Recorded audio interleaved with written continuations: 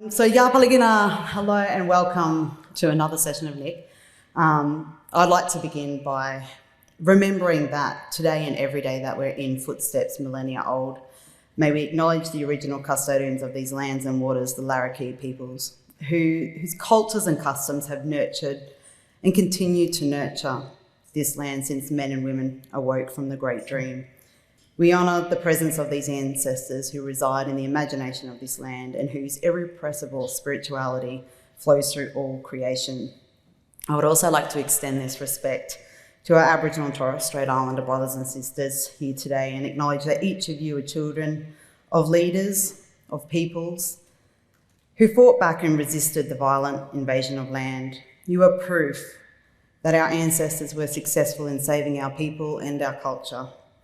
And while there is much pain still faced by our people today and our non-Indigenous brothers and sisters, we continue to right the injustice and honour our ancestors by telling the true history of Australia, and we heal together through the incredible strength that is our culture, our kinship and our country, something that we can all celebrate in, and which is what this conference is all about, so making a difference together. But we can only do that if we remember that we are all spirit. And I always like to do a little demonstration of what I mean by that. And, I had my little rant about research before, and I think the reasons why we lack, a lot of research in our communities, because a lot of the things in our community are governed by this thing called spirit. And I know that sounds all rainbows and lollipops, but what do I mean by that? So I'll invite you all to just gently close your eyes or lower your gaze. And I'd like you to take in an inhale very deeply and feel your belly expand and release that breath through your mouth. I'd like you to inhale again deeply and exhale through your mouth.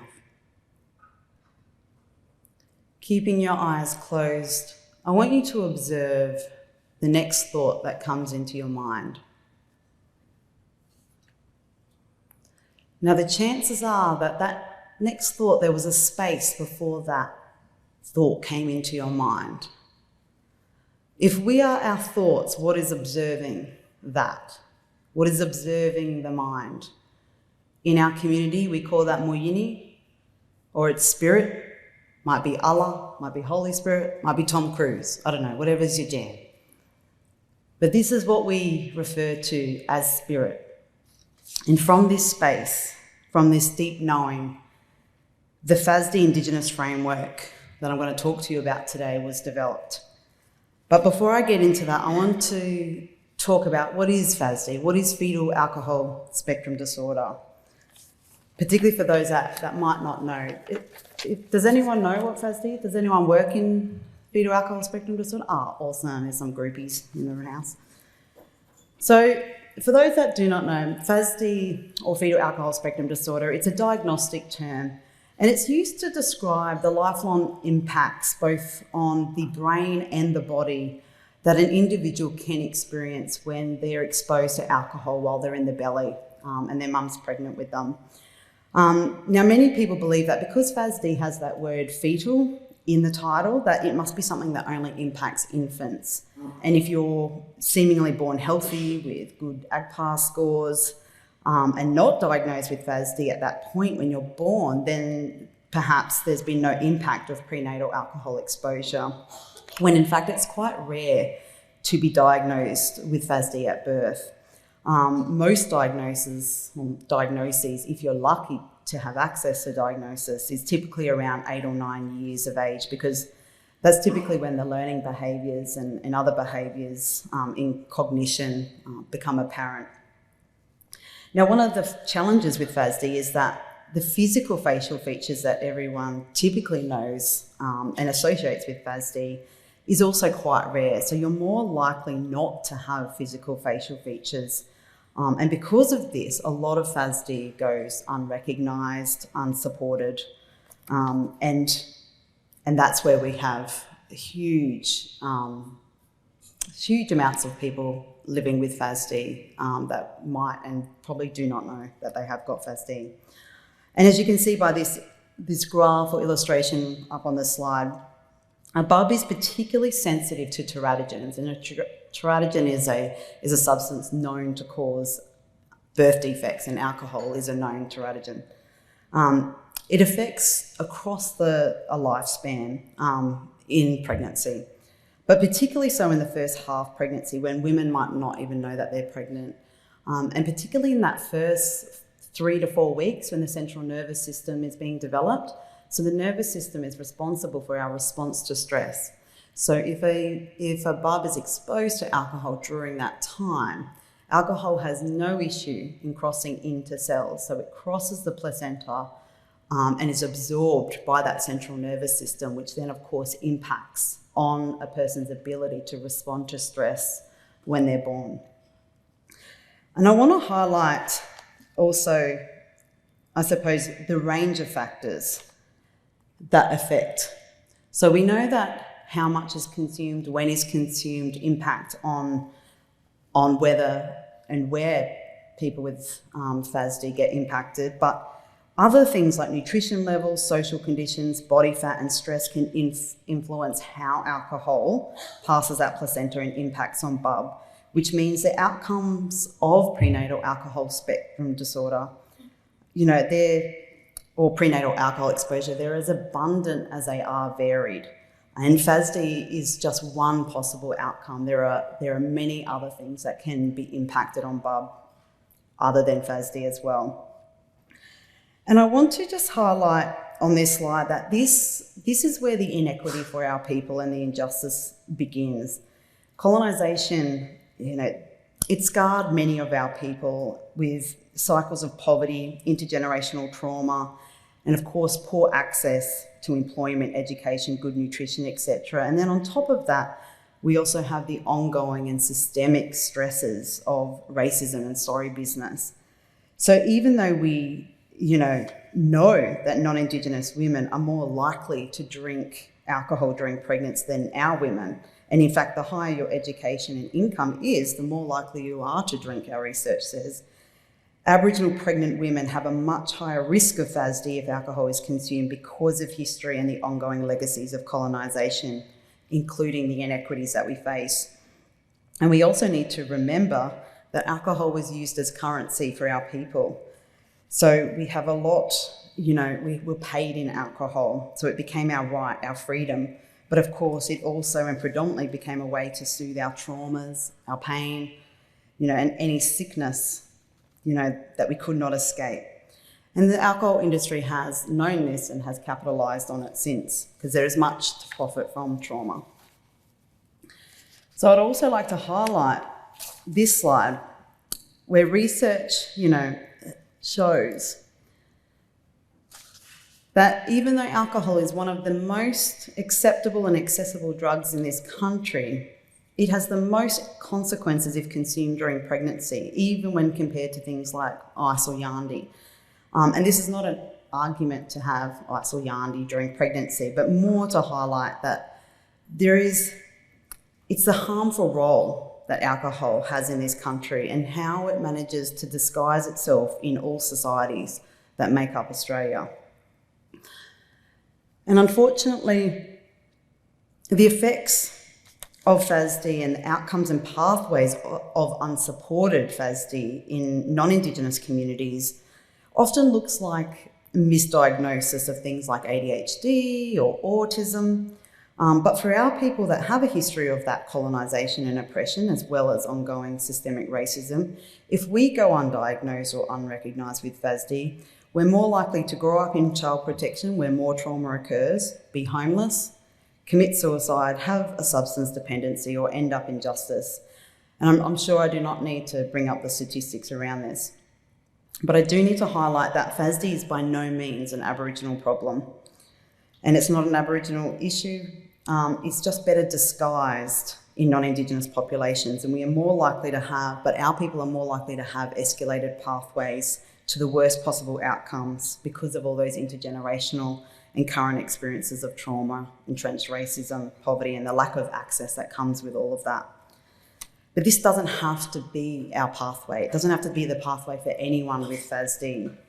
Every individual with FASD, is unique, and they have so many strengths and positive characteristics, talents and abilities that can truly and meaningfully contribute to their communities and their families' well-being. But they have to have access to FASD knowledge, assessments, diagnosis, and the appropriate supports. But how do we do that for our people? Which brings me to our framework. So the FASD Indigenous framework. I know it's using the word framework, it sounds boring and daggy, but I promise you the content's anything but. And in fact, I think in the abstract, we had ganma back then, but ganma is a Yolngu word, and when we sought permission from the Yolngu people to use that word, because it's a beautiful metaphor, the word ganma had been used or misinterpreted in the published literature from which we took it. So they said it's actually incorrectly reported on. So our elders decided to rename it the FASD Indigenous Framework. So in a nutshell, what is the FASD Indigenous Framework? So because it's grounded in our Aboriginal ways of knowing, being and doing, it's a holistic and solutions-focused and very action-oriented resource that highlights what are the ingredients necessary for Aboriginal peoples to have access to culturally responsive, healing-informed and strength-based FASD knowledge, assessments, diagnosis and supports. Now, I want to take the opportunity to say that this is what we found by yarning with a whole range of Aboriginal and non-Indigenous FASD knowledge holders.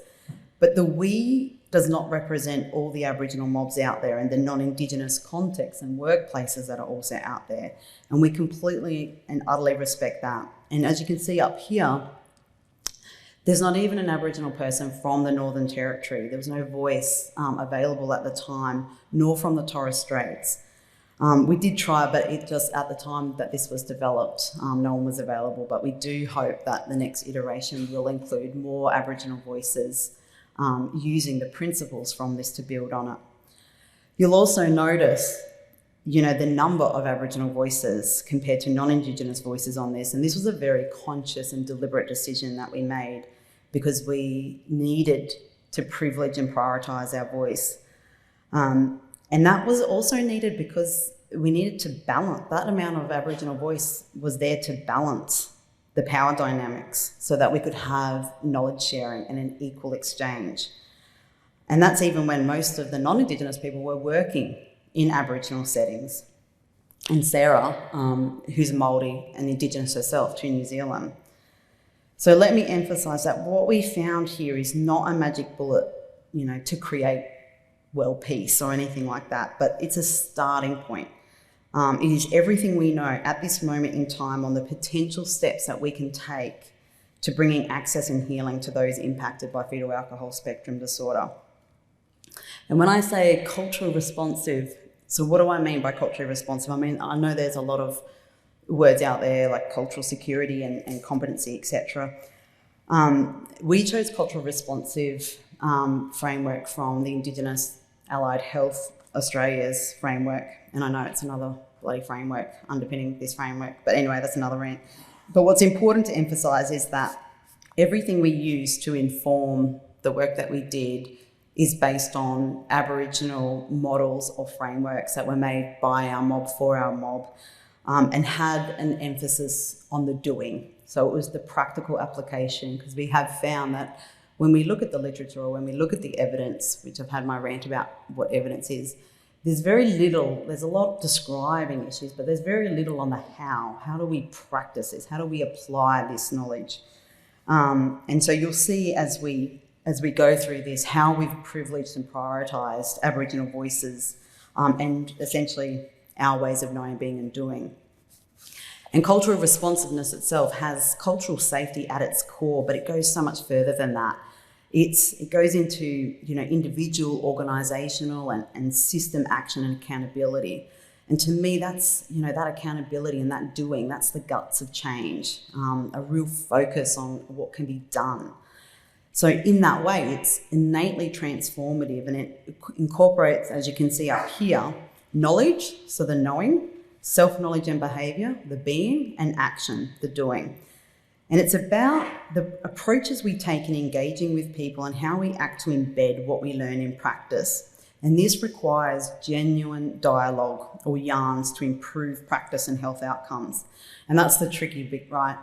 How do we create the space for that genuine dialogue, especially in such a sensitive space and often stigmatized space as FASD? But that genuine dialogue and that yarn is critical for two-way knowledge sharing. And at the heart of this framework is the ability for Aboriginal and non-Indigenous peoples to come together and have a two-way equal exchange with respect and genuine openness to deep listening and learning. And this calls upon two ancient yet timeless Aboriginal practices of Dadidi, which we mentioned this morning, and yarning, in order to facilitate that two-way knowledge sharing. And these practices, they weren't just applied, in this work, they governed the entire process and the development process of this work to really embody the spirit of the FASD Indigenous framework. So I'll just go quickly through. So Dadidi, as I said before, and I'm sure many of you know, so Arnie and Dr. Miriam Rose, an Aboriginal elder of the Daly River in Northern Territory, gave this as a gift to everyone in Australia of an inner deep listening and a quiet, still awareness that creates space for profoundly respectful and genuinely reciprocal relationships. Yarning, which I'm sure is very, familiar and almost a reflex to our mob, is a conversational exchange. And I emphasise that part about exchange. So there is reciprocity in a yarn, but in order for that, reciprocity or that exchange to occur, those in the yarn need to draw on deep listening and the quiet, still awareness of Dadidi. Because if you have all that noise in your mind and you're so caught up in your own stories and attaching to your thoughts in a million different ways, your mind is absorbed and therefore there's no real space to truly listen, let alone understand, learn and exchange. But if done well, yarning can lead to the creation of new knowledge and understanding, which again is one of the goals of this framework at every level, from the grassroots to the policy level. And a yarn can be more than two people. So we have yarning circles, or we have collaborative yarns, which was also used throughout this work. And just like a circle, no one's behind or ahead in a circle. Everyone is equal and respected as knowledge holders into their own rights. And as is Aboriginal way, when we yarn and practice Dadidi, the sharing of knowledge is solutions-focused, holistic and reciprocal, while layers of that meaningful reflection, trust and connection are being built. It also invites the ancestral spirits to talk through us and influence the knowledge shared. And here a new knowledge can be born, a knowledge that combines the strengths of all the knowledges in the room or in the circle to complement each other in a balanced way. And in the context of the FASD Indigenous framework, we brought together Aboriginal wisdom, which is inherently strength-based, healing-informed and grounded in holistic and integrated support approaches, and we brought together Western wisdom in the form of biomedicine and therapeutic models to create a new knowledge, a new pathway and a new practice that would see our people have equitable access to FASD knowledge, assessments, diagnosis and supports. And this is what we found. And I should mention here that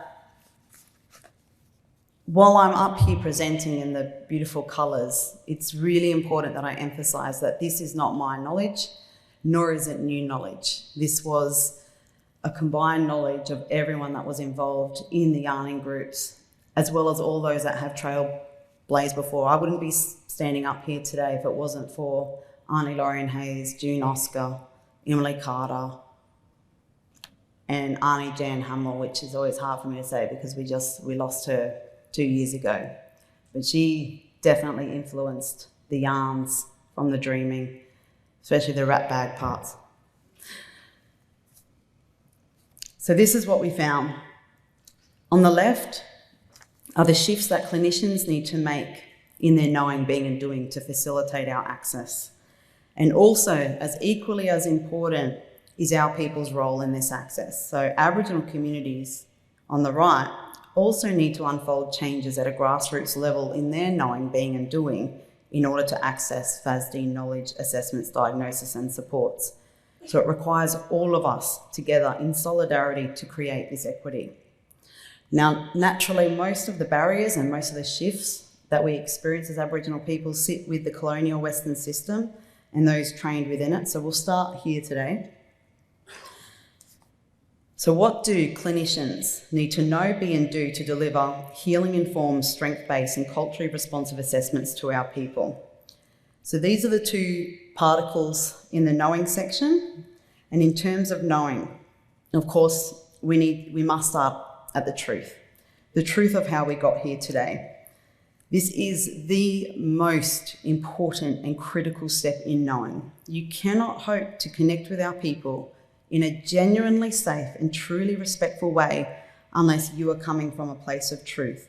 And that truth is contingent on having a critical knowledge and understanding of history and the profound legacies of trauma, shame, guilt that couple with the weapons used as part of trying to eliminate our culture. Many weapons of which are still prolific today in the narratives, the beliefs, the systems, language, silencing, denial, and the racism which underpins it all. If you do not know, hope to get truth from us. Truth in connection, truth in openness, truth of our deep sadness, but also truth in the form of our hopes and our dreams. And more importantly, we have consistently found in our work that this truth is critical to building trust and bringing healing, not just to our people, but to all Australians. And we do not teach this history because we want to shame non-Indigenous peoples. That emotion is completely useless in this context. We teach Australia's true history because it cultivates compassion and it puts the fire in many people's bellies about addressing these injustices, because our injustice is your injustice and everyone has the right to this knowing. And having this knowing also helps to undermine the blame in our community for why we won't help ourselves is one I hear frequently. Why many of us have such a deep distrust of the medical system and those that work within it. And also how negative labelling of our people, as whether it be drunks or problems, fuels these barriers like nothing else, which is linked to our intergenerational shame, guilt and trauma. We speak of intergenerational trauma, but we often don't speak of the shame and the guilt that couples with colonisation. Shame to be Aboriginal, which history and all of the genocidal policies we experience instilled in us that it was a shameful thing to be Aboriginal. Or the guilt for having fair skin and the privileges that come with that. Or guilt for not being raised in community and taught cultural ways because of the assimilation policies. Policies that were successful at breeding out the black, the shameful black. And my skin is testament to that.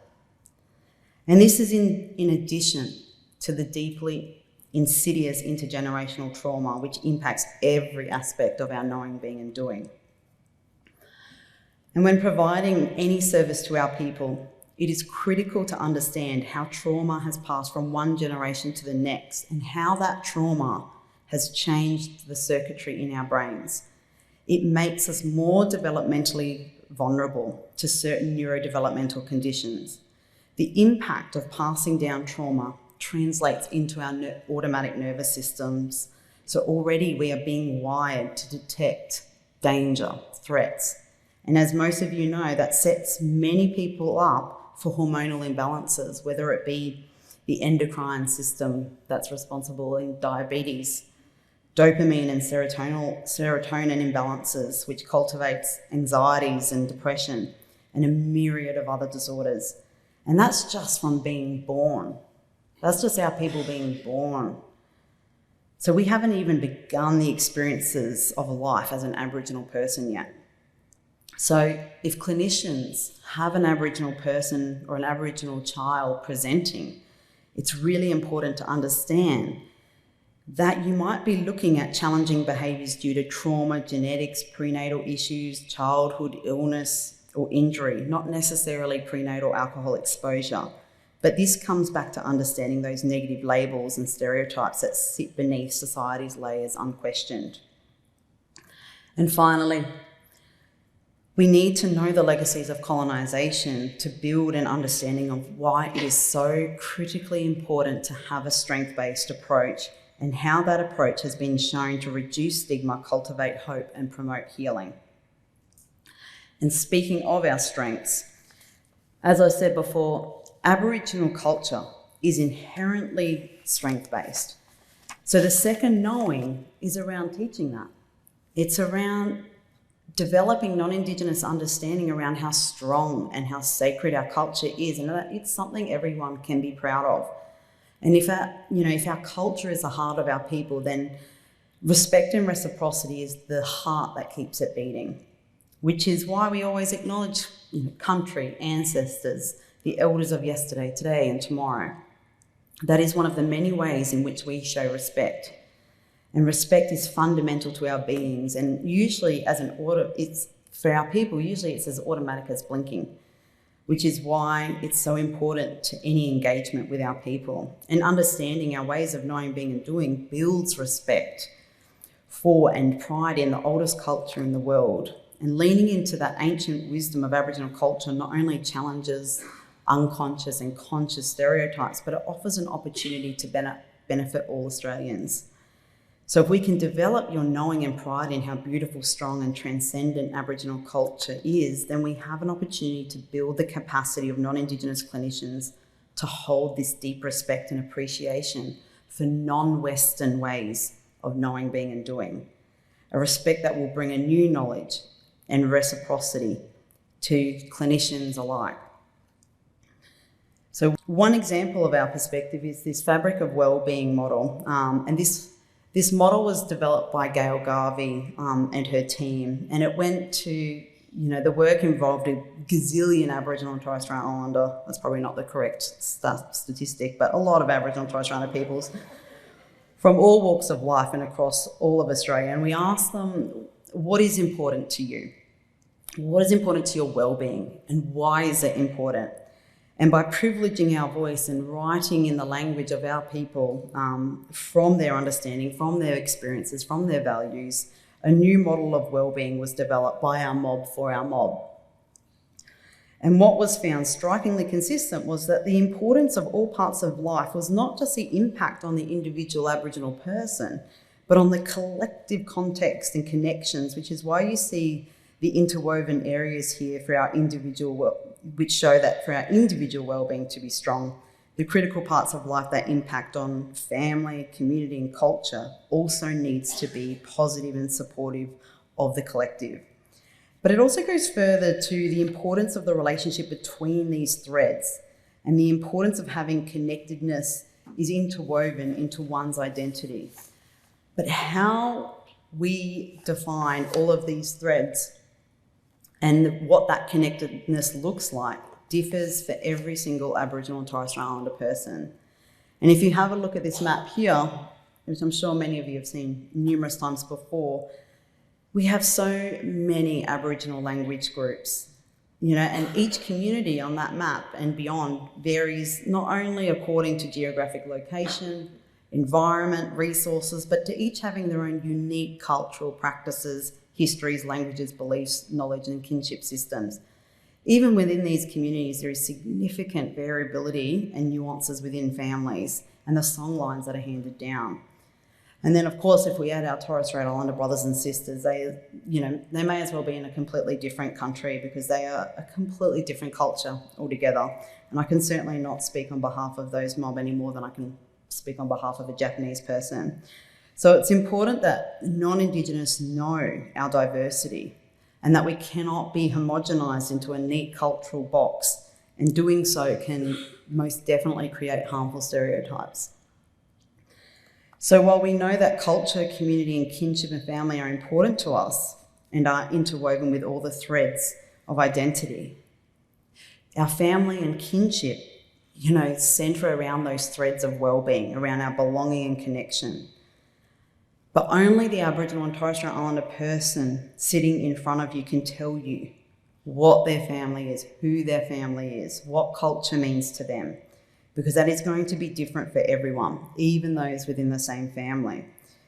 We could be in the same canoe, but we all are still going to see the water from different angles. So now to the being component. So what do clinicians need to understand about themselves? Who do they need to be in order to deliver culturally responsive assessment? And of course, that involves a lot of unlearning, which makes a lot of clinicians cry when they first come out of 6 years of whatever they've been doing.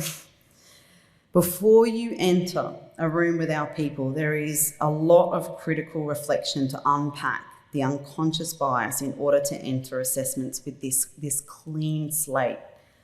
Unconscious beliefs, prejudices, or inclination, that's what makes up what bias is. But we need to address them if we want to avoid all assumptions of conditions. Because if you go into a room with our people and you assume that they've got FASD, you are going to confirm that with the assessments. You are already at a point where you're like, I've decided that you do or you do not have this condition.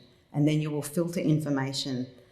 And unfortunately, that happens, I don't probably need to tell you guys, more often than not. So when I talk about bias, many people, particularly with non-Indigenous, many people, react as if I've told them they've got herpes or something. But all of us have bias. It doesn't matter whether we like it or not. Our brains, mine included, we all group information because it's simply an efficient way to store information. Our brains naturally do that. And we stereotype, with that grouping of information because those stereotypes used to be a survival mechanism to say, from what I know about this animal, this plant, whatever it was, they could be a risk to my life. But unfortunately, this has now been applied to people. And while that brain mechanism was real deadly back in the day, now it's in modern society, it translates to racism. So it's important to think about what has informed that grouping of information in your brains around our people. Our community have, as Dab's put up on the slide before, the information about our people has historically and currently informed and shaped the way in which we have grouped the information around what it is to be Aboriginal. And I can guarantee it's not positive. So you only need to have a look at the sensational and dramatic media stories around Alice Springs recently to see how that plays out. No doubt many Australians are fearful to go to Alice Springs now. So if you're not aware of your bias, we know from the research that firstly, clinicians' unconscious beliefs and behaviours often create a clinical environment, and that can trigger our people. And secondly, it will impact on clinical decisions and your ability to provide an assessment that's grounded in equity, accuracy and objectivity. But part of that unpacking also involves unpacking the power and the privilege you hold and historically have held, and how that plays out when engaging with our people. And it's important to strip this from your being and the typical Western dynamic of clinician versus client, which, as I spoke to before, typically has that parent-child relationship where the clinician knows everything and is there to fix the problem. And they're just there to give all the information, all the solutions. And the client typically has a passive role, no say in that, no partnership in that. But for two-way learning to occur, it's important that the clinicians acknowledge that they are not the experts on our lives. You do not have all the answers as the system might train you to believe. And most Aboriginal people do not expect that either. In fact, by trying to tell us about our lives is typically an act of power and control bred by your privilege. So part of that power dynamic is around relinquishing that power by being okay about getting it wrong. Making mistakes and owning them and acknowledging that you don't know much, that's a human thing. And we can connect to that because you've brought honesty into this connection, and that goes a long way in building trust.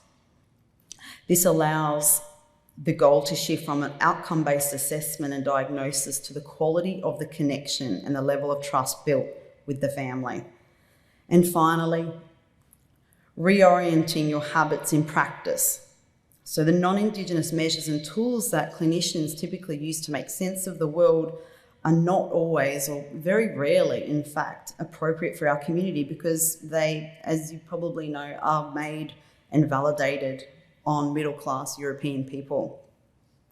And it's that whole thing of if you're going to measure a fish by how well it climbs a tree, then obviously we're going to come up poorer. Which leads us to the doing. So once you have developed your knowing and being in the areas just mentioned, you now are better prepared for the doing and more likely able to hold a space of safety and respect with our people.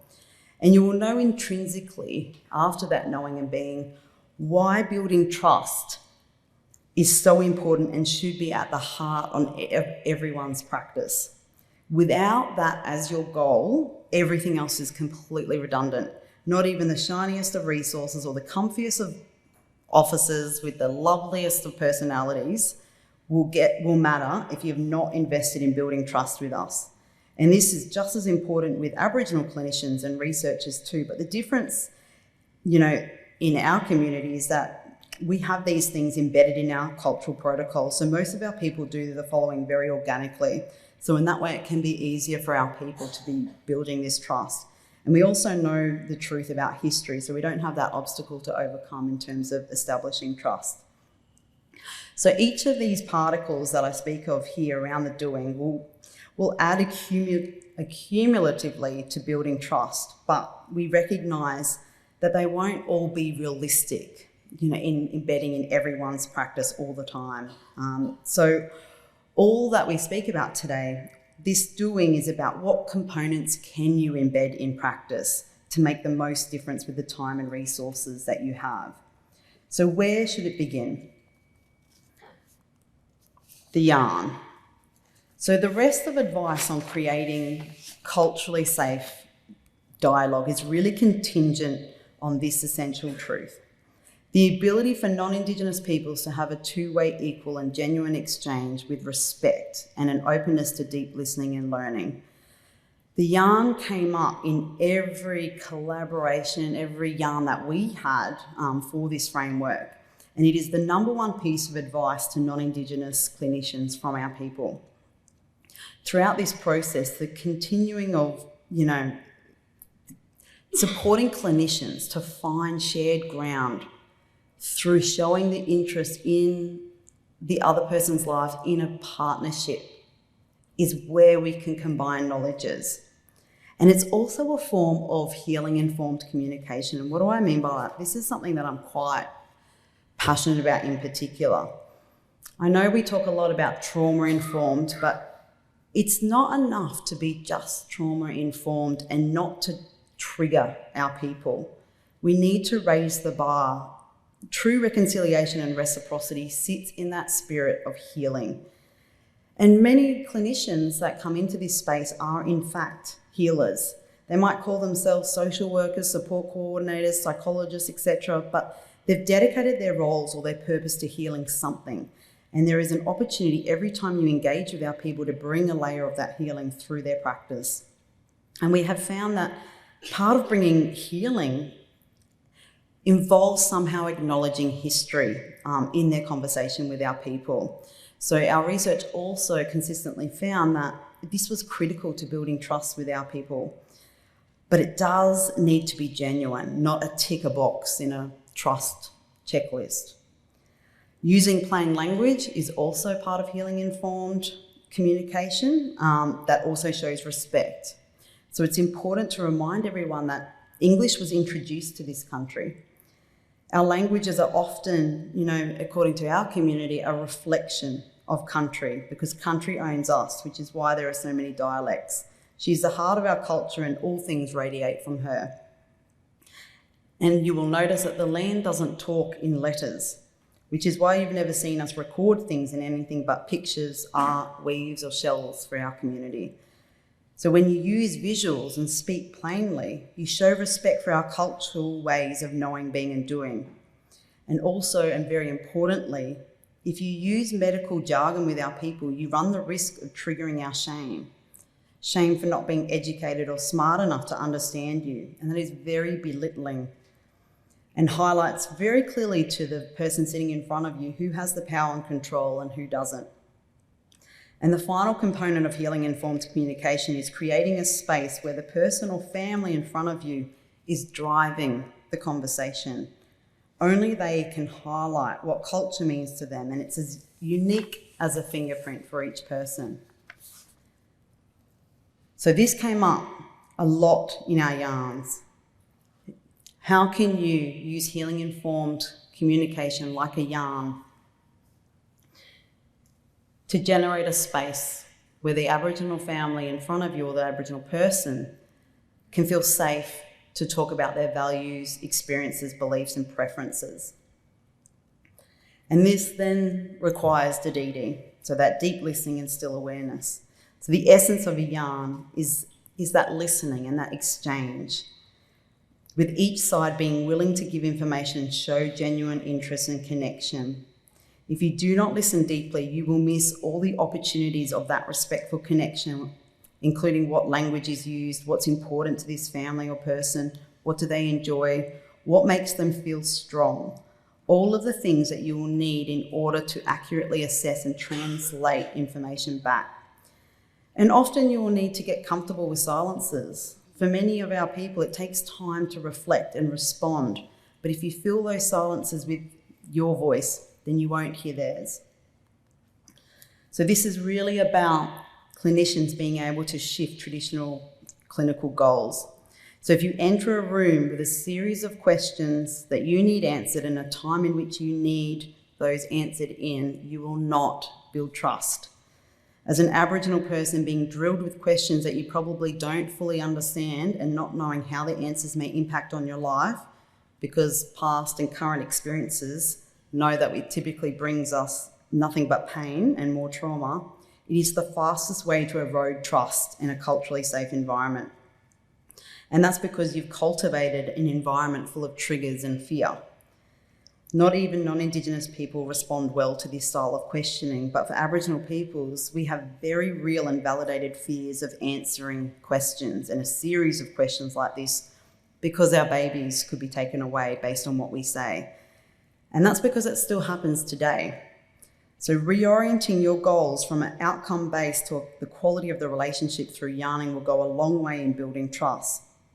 And that means that the level of information in the exchange has to be controlled by the client or family. And that's fundamental to building purpose and control as part of that strength-based approach to building our well-being, which is extremely important considering the very little control many of our people have that will be coming into these sorts of services.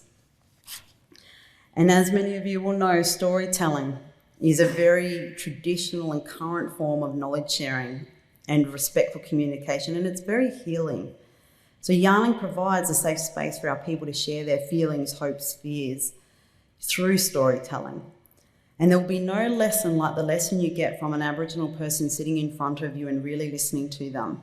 I can appreciate that many non-Indigenous clinicians may be nervous and caught up in their heads about everything they've learnt about culturally safe practice. And often I find that many clinicians play all of this out, all at once.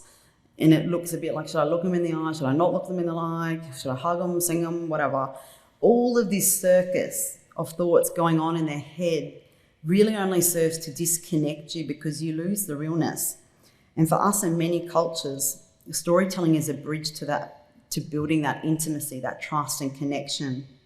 So we always encourage when clinicians have the privilege of sitting in front of an Aboriginal person that they should first of all share their story and not their professional one. It's to make it real, share their real story, strip away that privilege and let the Aboriginal family get to know the clinician.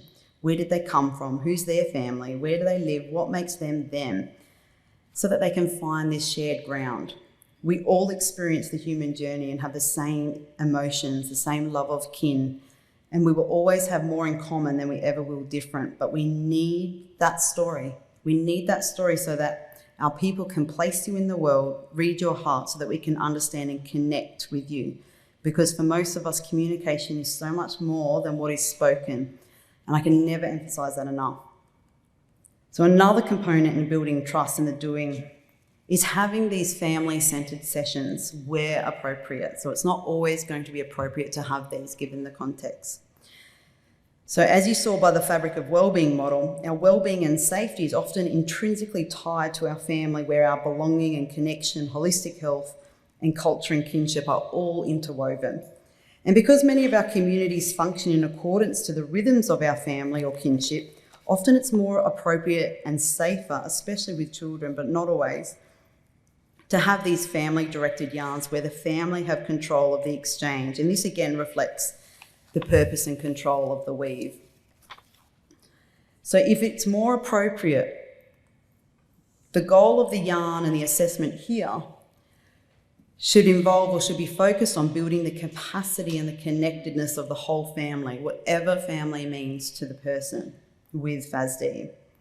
And it's about how do we build their capacity to live well with FASD. So in that sort of assessment and support plan, there would be strategies for everyone in the family. And these strategies acknowledge the expertise of the family, and they build on them with education and skills that will promote hope, healing, and really strengthen the family as a dynamic support resource.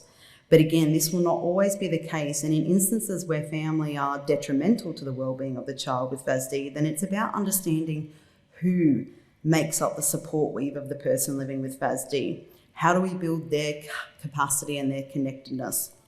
And this involves gathering all the holistic information and explaining and translating back in a way that is meaningful to that family or support system, so genuine informed choice is enabled. And to do that, we have found that visual resources to be the most effective at sharing knowledge and highlighting the options, choices and pathways so that families can make informed decisions that best suit their lives. And that includes the diagnosis itself. So families should know that they do not need to accept a diagnosis of FASD or any diagnosis for that matter, and it may not be appropriate for them for any number of reasons, but it's their decision to make. And the role of the clinician is to support them on making the one that best aligns with that family's beliefs, values, and context. And this is what we call shared decision making, where the clinician and clients are partners in the decisions being made. And we use this shared decision making model to encourage clinicians and to train clinicians in how do we apply this. And so you'll see that this model was made by our community for our community. And we use it on the Aboriginal side as well, but on the non-Indigenous side, we train clinicians in how can they have a holistic two-way yarn where Aboriginal people and the clinician can make decisions together. And this can be applied in any health context. And it's called the Finding Your Way, and it came out of New South Wales mob. So everything that we have learnt in our knowing, being and doing really embodies taking this strength-based approach. So we take all of that holistic information gathered during the yarn around what makes us strong in our well-being, and we use that to inform a whole range of strength-based strategies that enhance the social, cultural, emotional and spiritual well-being of the person and family living with FASD. And we build their identity, their pride, and we embed hope about what is possible, what is achievable. What are they capable in terms of having their basic needs met, whether that be around employment, whether that be around stable housing. Their life does not need to be a normalised pathway of being kicked out of school and then into prison. We need to focus on the opportunities, and many of our kids with FASD, even those in justice at 13 years old, are so hopeful and they have dreams of the future. Many that we spoke with in incarceration wanted to be Indigenous rangers, and then the following year the government cut all the fundings to those sorts of programs that supported Indigenous rangers. But that dream for a child with FASD is a very real pathway, and one that could be achievable and sustainable. And we spend a lot of money and time funding liaison officers to make sure our kids understand the courts and legal jargon, We should be putting at least some of that money to health funding or support anything else that focuses on the strengths so that we can balance the social vulnerabilities and the challenges that FASD presents. And applying a strength-based approach is about how do we do that? How do we strengthen all aspects of Aboriginal wellbeing so that those living with FASD can thrive? But of course, it involves a lot of advocacy. Advocacy is going to be vital across all spaces, particularly when it comes to FASD. And every person in this room has an important role in this space too, especially giving a voice to the voiceless. And this advocacy can be on any level where you have a platform. So using your power and privilege to make change in any way you can. And it doesn't matter how small it seems, even the smallest of advocacy can have the most powerful ripples to our people's healing. If it is more local advocacy at a family level, it will naturally look different for every family, but many need clinical support beyond the assessment and diagnosis in advocating to ensure that, that our families have access to things like NDIS and navigating that.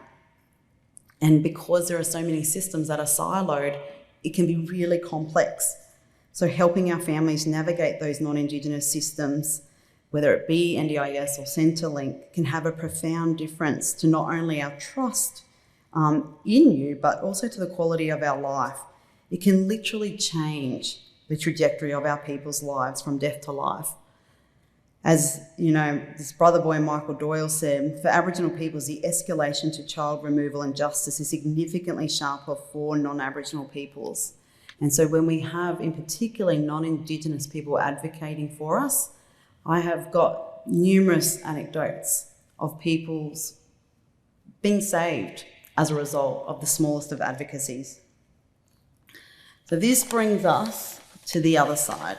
So that's the knowing, doing and being on the Western clinical side, but what about our community at a local level? So what do Aboriginal peoples need to know, be and do? And it starts at the knowing, so the unveiling, our awareness and knowledge around FASD. Many do not know about FASD, and largely that's because partly we haven't had access to education, but the other part is that many of our people don't see disability. We see different abilities in community, but we don't necessarily define disability. We only understand roles and relationships according to the participation in community. And we've got a range of ways in which we can do that in a healing-informed way.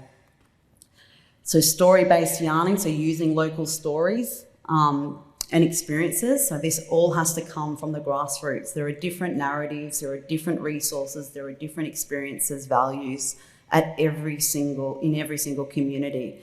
So in order to address how we teach about FASD, it has to come from the community at that level.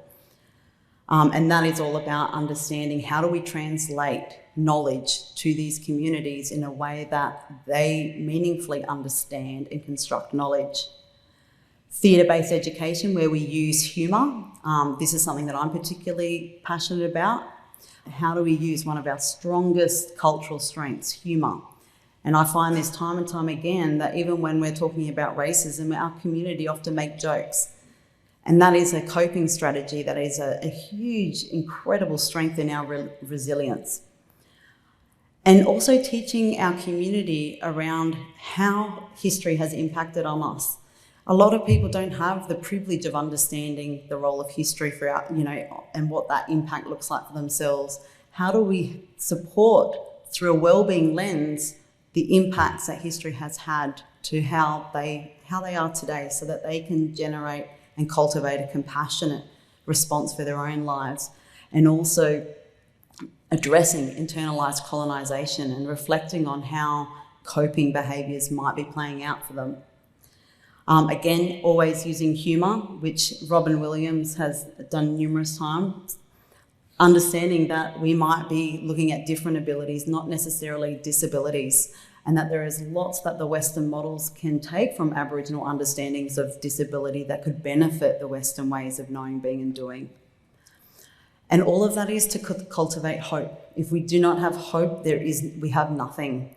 And so how do we teach this in a way that instills a hope, that builds the internal skills and the capacity of our Aboriginal peoples to know that there are pathways and that we have got control and sovereignty We just might need to be reminded of our bloodlines. And also using this to highlight that everyone has the right to ask questions about anything that impacts on them. And so on this side, we use shared decision making to support our community in what questions to ask, and that knowing that they have the right to ask them. So that is the knowing and the being. So what do our community need to do? And it's really about building local strength-based pathways. So having local workforce screening and developing local referral pathways in partnership with community. And none of this can happen if you're by yourself. So understanding the need to connect. And history is full of our community mobilising to build these pathways.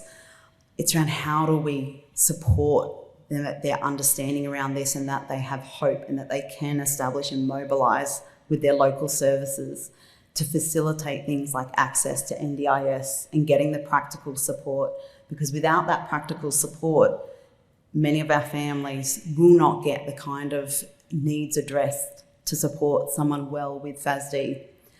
And that means also having resources that translate and resonate in order to educate at a local level. So we cannot just take something that Alice Springs has done, and they've done some deadly work in FASD, but that stuff is not going to work anywhere else other than Alice Springs, because it was built for Alice Springs mobs.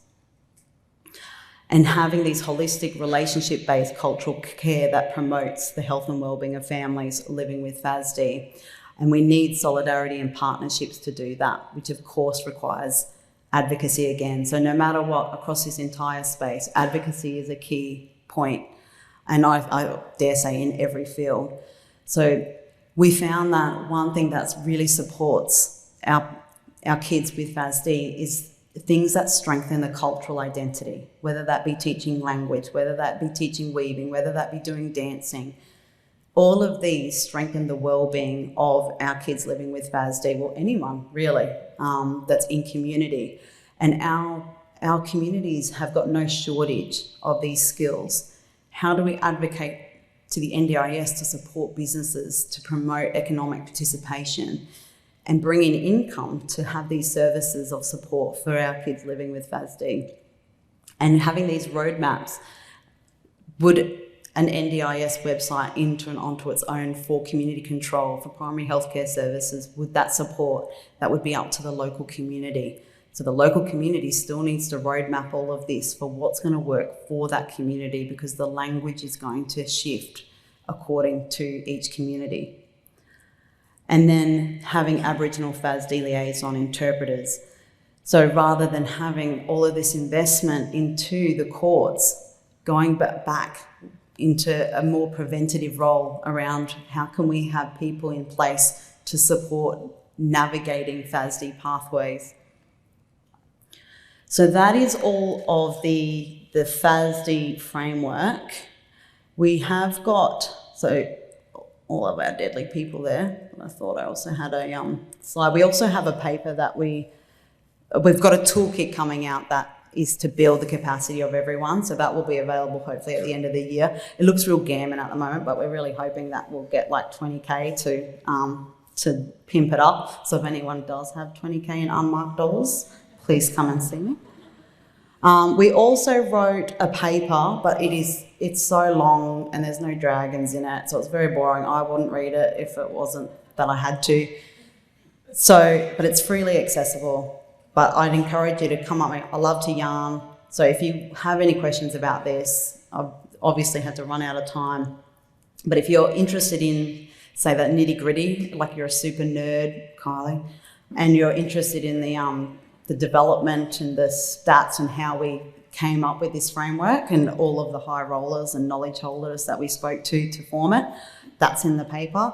But otherwise, please, I love to yarn. Come up to me anytime, even if it's to tell me how shit-house this presentation was. I love it all. Come to me. So there I am, in it too. Thank you.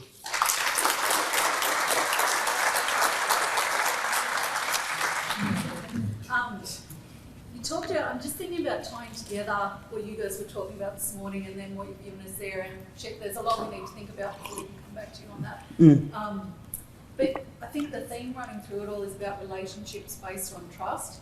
And just thinking about what we were talking about this morning, you guys were talking about the relationships in policy development and program design and service delivery, bringing different service delivery components together to create a holistic, person-centred response, and you've talked about that in NDIS context there. I guess the question that keeps coming up today is how do we harness different existing government and non-government structures to achieve outcomes? And I guess what you just flagged at the end there but didn't really get a lot of time to go into was about navigating the NDIS and how people can be walked through that journey.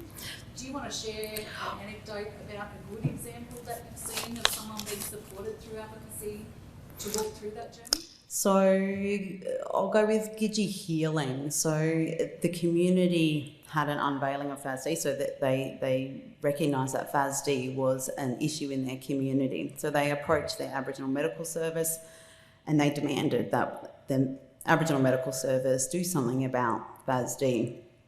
Then they approached a research organisation and a FASD diagnostic clinic to understand how they could bring assessments into the Aboriginal Medical Service. And Aboriginal Medical Services are beautifully set up with holistic, multidisciplinary teams. And having Aboriginal health workers as part of that just adds to the safety of, supporting families and understanding, how can we navigate that access.